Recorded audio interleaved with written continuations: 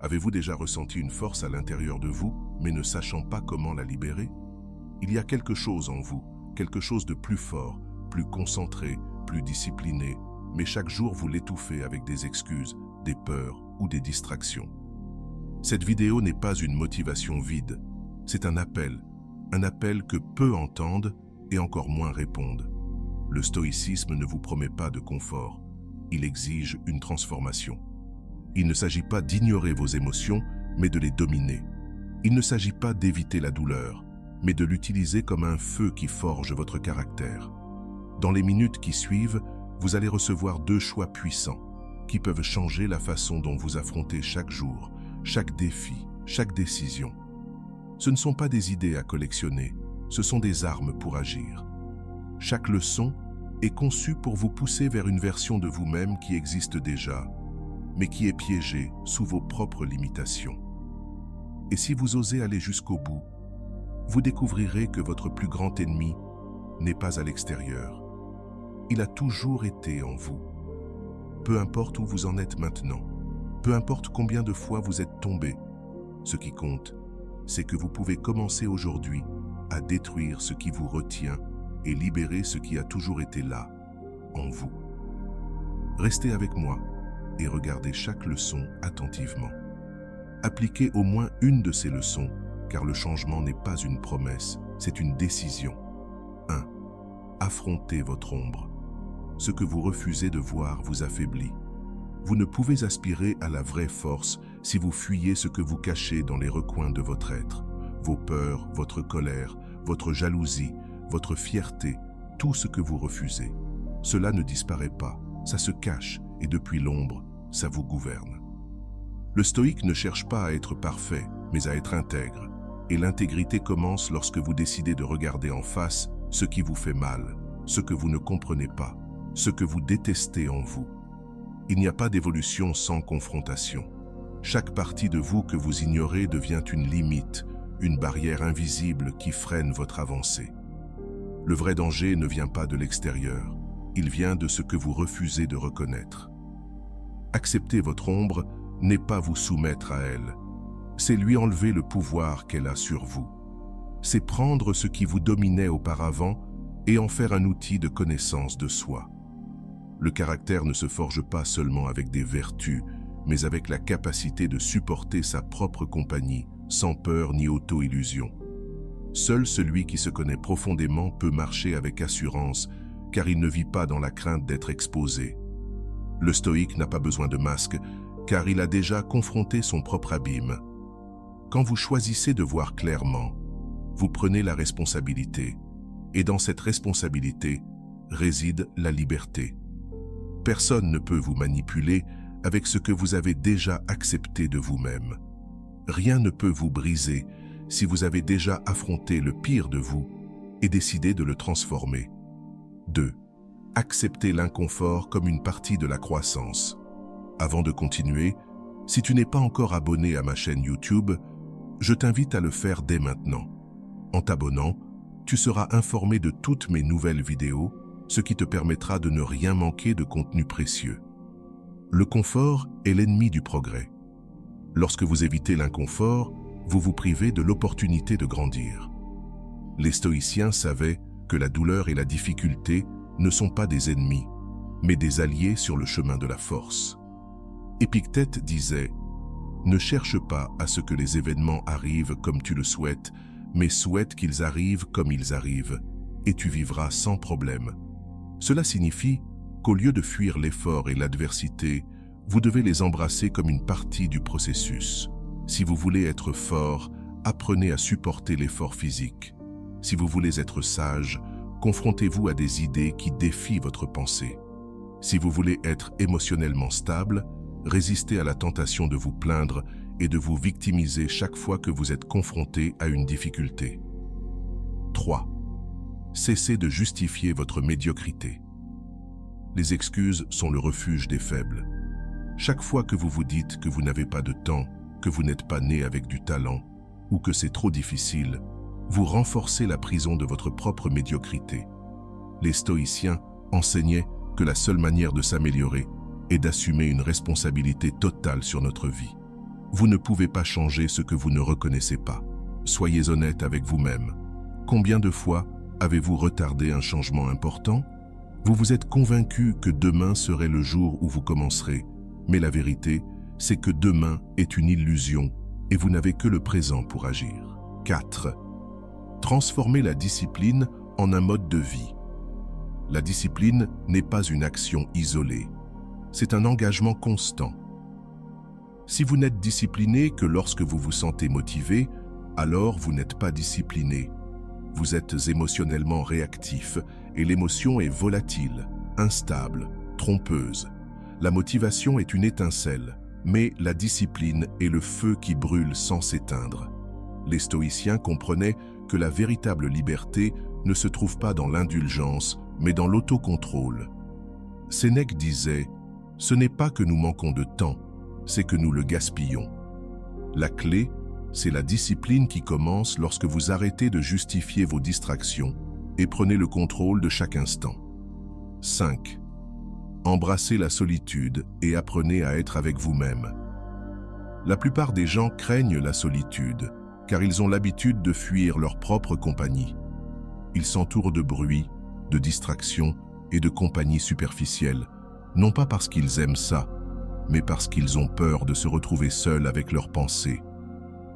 Mais le stoïque ne voit pas la solitude comme une punition, mais comme une opportunité.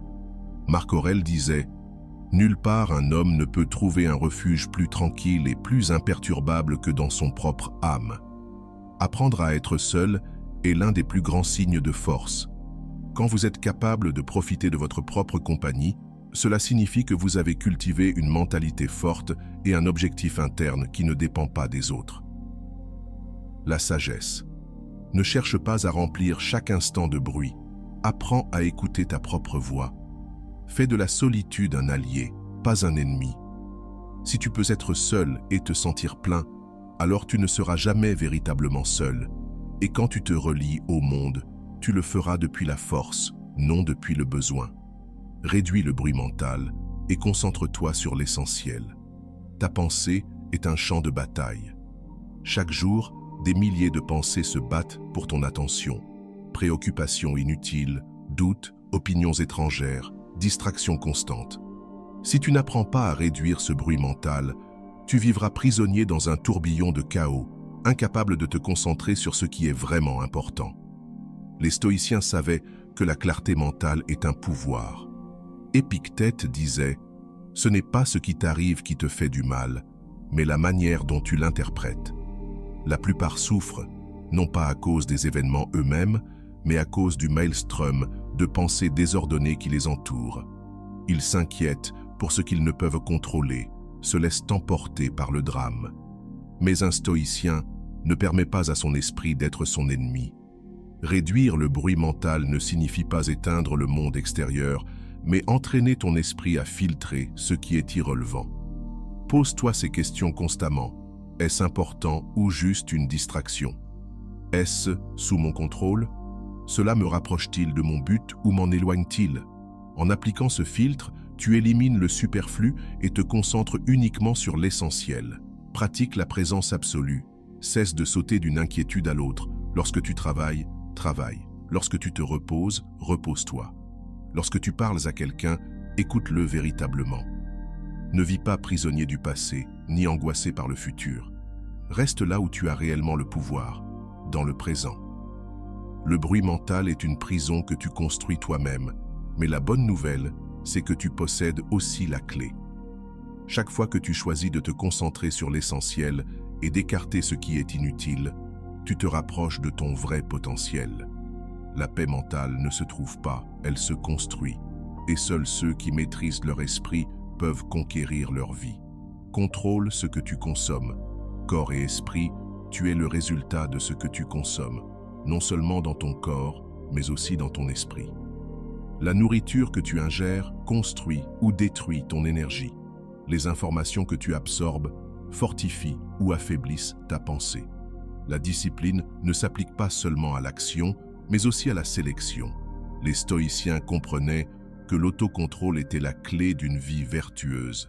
Sénèque avertissait « Ce qui compte, ce n'est pas combien nous lisons, mais combien nous lisons bien. Aujourd'hui, cette leçon est plus pertinente que jamais. Nous vivons dans une ère de surcharge d'informations où tout contenu sans valeur peut occuper ton esprit sans que tu t'en rendes compte. De quoi te nourris-tu? Est-ce un savoir utile ou un bruit qui ne fait que te distraire? Il en va de même pour ton corps. Tu ne peux pas avoir un esprit fort si tu négliges ce que tu manges, si tu ne bouges pas, si tu laisses la paresse et l'autosatisfaction dicter tes habitudes. Un corps faible est un esprit faible. Un esprit indiscipliné mène à une vie sans direction. Choisis ce que tu consommes comme un investissement. Comment savoir tout ce que tu consommes comme un investissement? Cela te rend-il plus fort ou plus faible? Cela t'apporte-t-il de la clarté ou te plonge-t-il dans le chaos? Cela te rapproche-t-il de ton potentiel ou te maintient-il bloqué? Ce n'est pas seulement une question d'éviter ce qui est négatif, mais de choisir ce qui ajoute véritablement de la valeur à ta vie. Nourris ton esprit de philosophie, de réflexion et d'apprentissage. Nourris ton corps d'aliments qui t'apportent énergie et résistance. Ne permets pas à ta vie de se remplir de déchets mentaux et physiques. Ce que tu consommes te façonne, te définit. Si tu veux être fort, choisis soigneusement ce que tu laisses entrer en toi. Transforme chaque obstacle en une opportunité. Les faibles voient les obstacles comme des excuses. Les forts les voient comme des épreuves. Les stoïciens comprenaient que la vie ne consiste pas à éviter les difficultés, mais à les utiliser pour grandir. Marc Aurèle le disait clairement, « Ce qui fait obstacle à l'action devient l'action. Ce qui se dresse sur ton chemin devient ton chemin. » Chaque problème, chaque échec, chaque difficulté est une opportunité déguisée, mais tu ne la verras que si tu entraînes ton esprit à répondre au lieu de réagir. Si, face à un obstacle, tu te plains, tu te rends ou tu cherches des coupables, tu t'affaiblis. Mais si tu demandes « Comment puis-je utiliser cela ?», alors tu transformes le problème en avantage. Pense à l'histoire des plus grands. Personne n'a accompli quoi que ce soit sans obstacle. L'adversité a forgé leur caractère. La douleur a été leur maître, la résistance leur entraînement. Chaque obstacle peut t'apprendre la patience, la créativité, la force ou la résilience si tu choisis de le voir ainsi. La discipline personnelle est la clé de la liberté véritable. La plupart croient que la liberté consiste à faire ce que l'on veut, quand on veut. Mais ce n'est pas la liberté, c'est l'esclavage déguisé, esclavage des impulsions, de la paresse, des désirs éphémères. La véritable liberté ne consiste pas à l'absence de contrôle, mais à la maîtrise de soi. Et la seule clé pour y parvenir est la discipline personnelle. Les stoïciens comprenaient que celui qui ne se contrôle pas lui-même est condamné à être contrôlé par ses émotions, ses habitudes et ses circonstances. Épictète disait « Personne n'est libre si ce n'est maître de soi-même. Si tu dépends de la motivation pour agir, tu es un esclave de ton humeur. Si tu ne sais pas dire non aux distractions, tu es enchaîné à elles. Si tu ne te forces pas à faire ce qui est nécessaire, quelqu'un d'autre le fera à ta place. Ne t'accroche ni au passé, ni au futur. Vis dans le présent. Ton esprit est comme un voyageur inquiet, s'accrochant constamment au passé, revivant des erreurs, des regrets et des moments que tu ne peux plus changer, ou se projetant vers l'avenir, craignant l'inconnu, obsédé par ce qui n'est pas encore arrivé. Mais pendant que tu te perds dans ces temps inexistants, tu oublies ce qui est réel, le présent. Les stoïciens comprenaient que l'instant présent est le seul moment que nous possédons réellement. Marc Aurèle écrivait « Ne gaspille pas ce qu'il te reste de vie dans des suppositions et des préoccupations sur ce que tu ne peux pas contrôler. Tu ne peux pas changer le passé, seulement en tirer des leçons. Tu ne peux pas prédire l'avenir, seulement t'y préparer. La discipline personnelle est le chemin vers une vie sans limite. La discipline personnelle n'est pas une répression, c'est du pouvoir. C'est la capacité d'agir avec détermination, peu importe comment tu te sens. Réveille-toi tôt quand tu veux dormir plus longtemps. Travaille quand personne ne te regarde. Entraîne-toi quand la paresse te tente. Reste fidèle à tes principes lorsque le monde te pousse ailleurs. Le chemin ne sera jamais facile, mais ta mentalité déterminera la façon dont tu verras chaque difficulté comme un moyen d'atteindre ton potentiel. Vivre avec intention, et transformer sa vie. Écoute vraiment quelqu'un lorsqu'il parle. Porte toute ton attention sur lui. Lorsque tu travailles, mets toute ton énergie dans ce que tu fais. Lorsque tu marches, ressens chaque pas. La vie se déroule dans l'instant présent. Ne laisse pas ton esprit la gaspiller en pensant à des moments qui n'existent pas.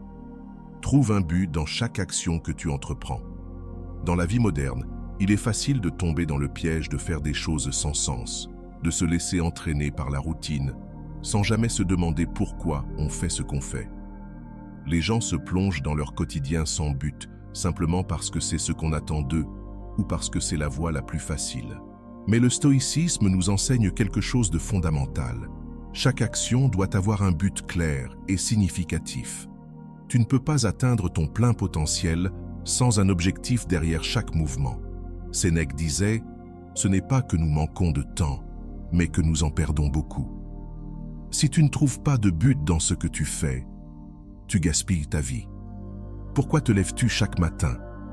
Pourquoi travailles-tu? Pourquoi parles-tu aux personnes qui t'entourent?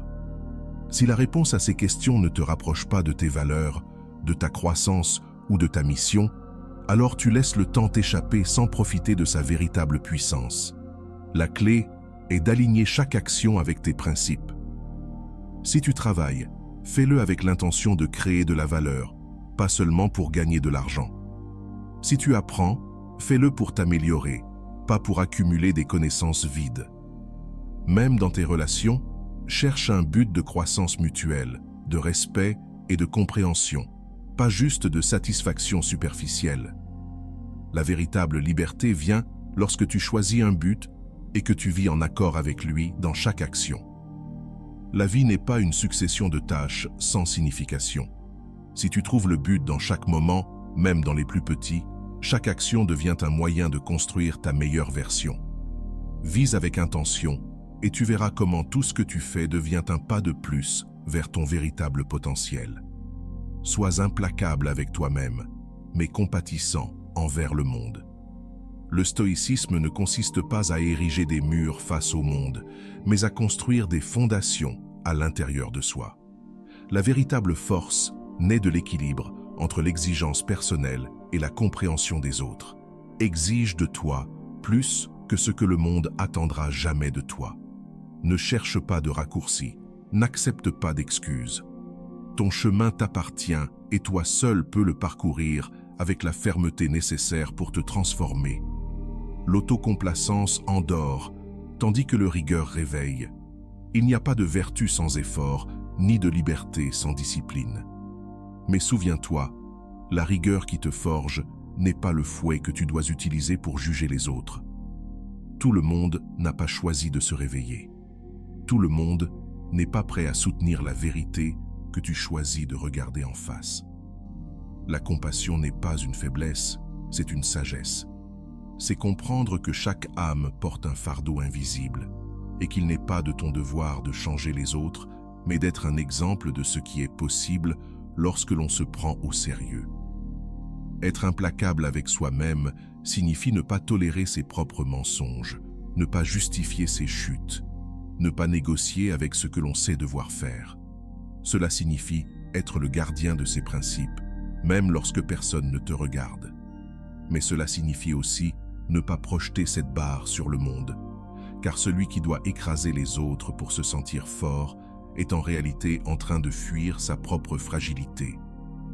La véritable force ne crie pas, ne humilie pas, ne s'impose pas. Elle marche en silence, avec une conscience claire et un cœur ouvert. Construire sa véritable forteresse intérieure. Sois dur avec toi-même parce que tu sais ce dont tu es capable, mais sois compatissant envers le monde car tu comprends combien il est difficile d'arriver là où tu es. C'est cela, la noblesse du caractère, l'équilibre entre l'épée et la main tendue. Le stoïcisme n'est pas conçu pour te rendre confortable, mais pour te transformer. Et cette transformation commence lorsque tu choisis de prendre le contrôle de ton esprit, de tes actions et de ton destin. Si quelque chose de ce que tu as vu aujourd'hui a résonné en toi, ne l'ignore pas. Partage-le. Envoie cette vidéo à quelqu'un qui en a besoin. un ami, un membre de ta famille, quelqu'un prêt à se réveiller.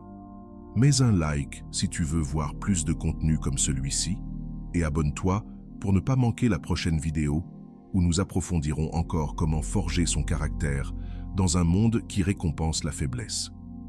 Ton chemin ne fait que commencer, mais chaque pas conscient te rapproche de ce que tu peux devenir. Nous nous retrouverons dans la prochaine vidéo.